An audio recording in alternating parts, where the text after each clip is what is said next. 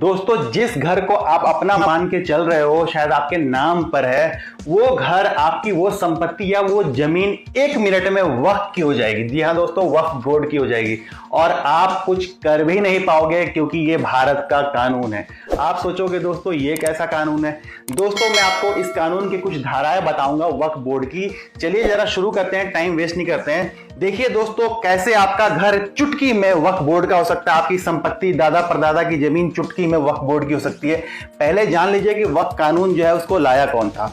ये जो कानून है दोस्तों, इसको तो अंग्रेज ही लेके आए थे, लेकिन जो अंग्रेजों के समय का कानून था ना, वो बहुत ही कमजोर कानून था। उसमें कुछ कोई ताकत जो थी वक्फ बोर्ड के पास नहीं थी, नाम मात्र का वो कानून था। पर इसके बाद जो है बहुत सारे इस कानून में संशोधन होते गए, कई संशोधन हुए, 1995 से भी पहले भी कई संशोधन हुए।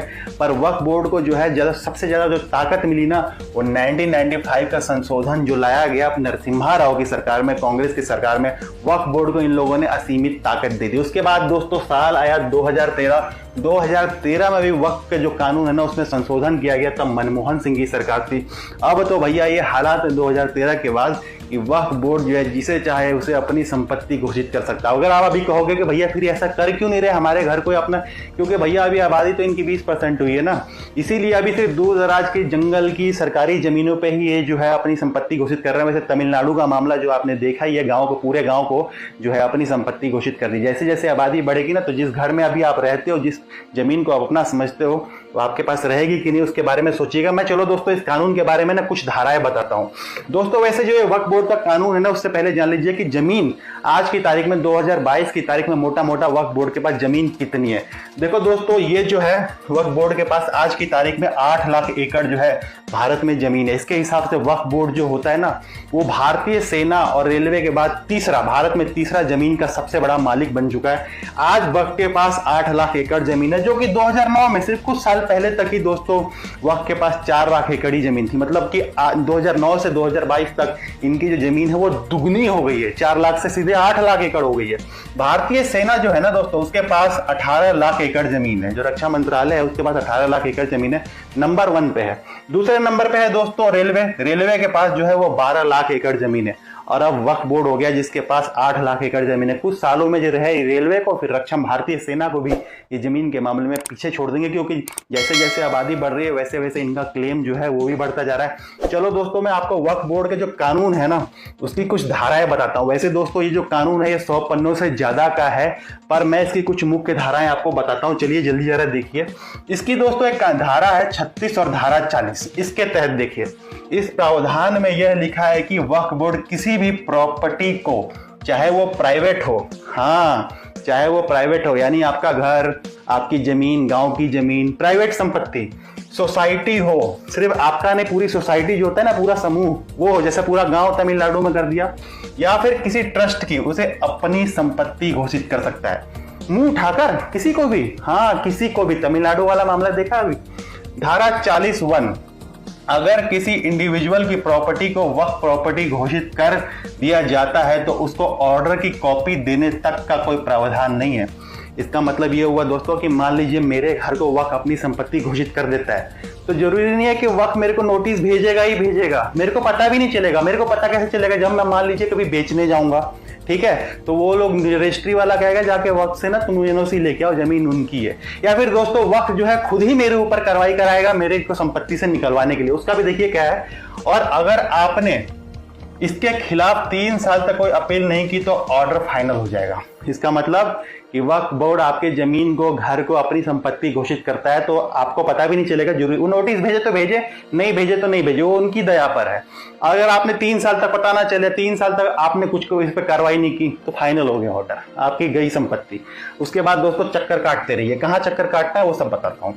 देखो दोस्तों और कुछ धाराएं देखो, सेक्शन 28 और सेक्शन 29, इसमें लिखा है वक्फ बोर्ड का जो ऑर्डर होगा उसका पालन स्टेट मशीनरी और डीएम को करना होगा। अब वक्फ जो है वो अपनी संपत्ति घोषित कर देगा आपकी संपत्ति को, फिर उससे आपको हटाएगा कौन वहां से? तो पूरा प्रशासन जो है ना, हर जिले में डीएम होता है, पूरा प्रशासन होता है, वो आ जाएगा कि भैया हटो तुम, ये तो वक्फ की संपत्ति है। अब यहाँ देखो दोस्तों, धारा 85, इसके तहत अगर कोई मामला वक्फ बोर्ड से संबंधित है तो आप दीवानी दायर नहीं कर सकते। आपके पास एक ही ऑप्शन है कि आप वक्फ का जो ट्रिब्यूनल है उसमें जाएंगे। अब वक्फ का जो ट्रिब्यूनल होगा ना, उसमें सारे मेंबर जो होंगे ना वक्फ के, वो मतलब एक अदालत सी हो गई है। वो वक्फ का जो ट्रिब्यूनल है वो अदालत हो गई है, जहां पे आप जाएंगे कि और होगा क्या, अगर वक्फ बोर्ड ने अपनी संपत्ति घोषित कर दी, आपके घर को, आपकी जमीन को, तो आपको साबित करना होगा कि ये जमीन आपकी है, वक्फ बोर्ड वालों की नहीं है। उनको कोई कागज वागज दिखाने की जरूरत नहीं है, कागज वागज सब आपको दिखाना होगा। बहुत सारे मामलों में दोस्तों कागज होते नहीं, क्योंकि दादा परदादा के नाम पे जमीनें होती है। ऐसी जमीनें जो है भैया, अगर उस पर वक्त आ जाए, नजर अपनी डाल दे, तो भैया आप भूल ही जाओ। ट्रिब्यूनल में जाते रहो और वक्फ के जो है उस पर दया पे हो जाओ। वक्फ वाले कहते ठीक है जी आपकी है, तो और ऐसे मामले तो हो ही नहीं सकते कि वो मान लेंगे आपकी जमीन है। धारा 89, अगर आप इसमें सिविल कोर्ट जाना चाहते हो तो वक्फ बोर्ड को 2 महीने का नोटिस देना पड़ेगा। वक्फ बोर्ड आपको नोटिस भेजे, वो भेजे, उससे कोई जरूरत नहीं है। लेकिन अगर आपको वक्फ के खिलाफ कोर्ट में जाना है तो आपको उसे 2 महीने का नोटिस देना पड़ेगा। सारे वो अपनी ताकि तैयारी कर ले। सेक्शन 52, सेक्शन 54, जो संपत्ति वक्फ बोर्ड की घोषित हो जाएगी वो अपनी घोषित कर देगा।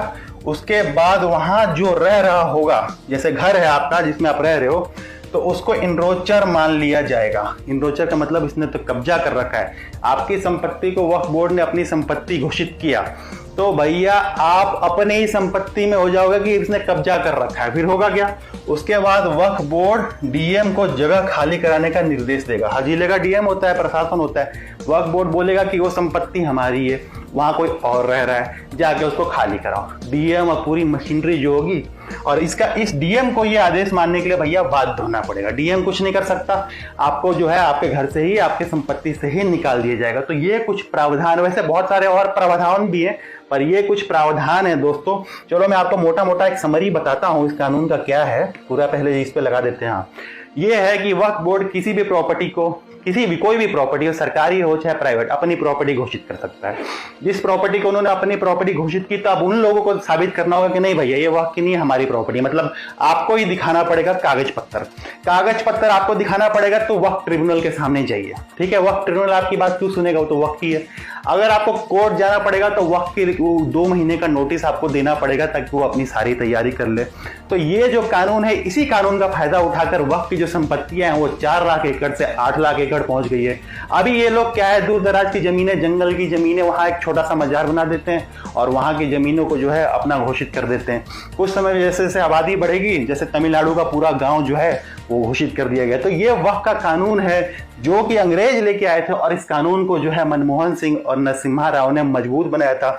अभी भी ये कानून हमारे देश में लागू है और जगह जगह है। तमिलनाडु वाला जैसे एग्जांपल है, मैं बार बार आपको बता रहा हूं क्योंकि गूगल आप कर सकते हो, आपको समझ में आएगा कि 1500 साल पुराना जो है एक मंदिर है उस गांव में, तो उसको भी जो है अपनी संपत्ति इन लोगों ने घोषित कर दिया है।